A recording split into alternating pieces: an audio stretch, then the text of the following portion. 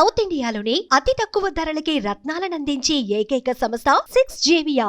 నమస్తే, welcome to Suman TV. గతంలో caste certificate పొందాలంటే ప్రతి దరఖాస్తుకు తహసీల్దార్ ఆమోదం పొందాల్సి ఉండేది.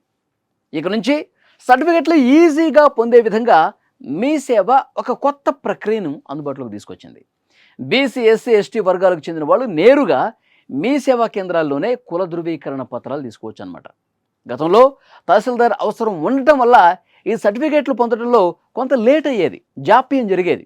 ఈ సమస్యను నివారించేందుకే ఐటీ శాఖ మంత్రి దుద్దిళ్ల శ్రీధర్ బాబు గారు కొన్ని ఆదేశాలు ఇచ్చారు. దాని ప్రకారం మీ సేవ విభాగం దీని మీద స్పెషల్గా ఫోకస్ పెట్టింది.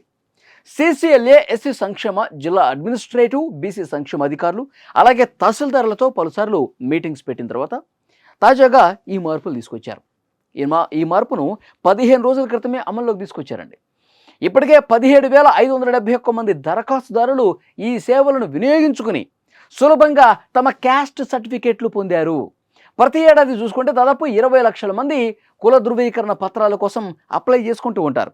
కొత్తగా జారీ చేసే సర్టిఫికేట్లలో గతంలో ఆమోదించిన అధికారి వివరాలు, తిరిగి జారీ చేసిన తేదీలు కూడా ఉంటాయి. కొన్నిసార్లు ఇలాంటి ప్రత్యేకమైనటువంటి కేసులు అంటే హిందూ, ఎస్సీ నుంచి క్రైస్తవంలోకి మారినప్పుడు బీసీ కిందకు వస్తారు, BCC కిందకు వస్తారనమాట.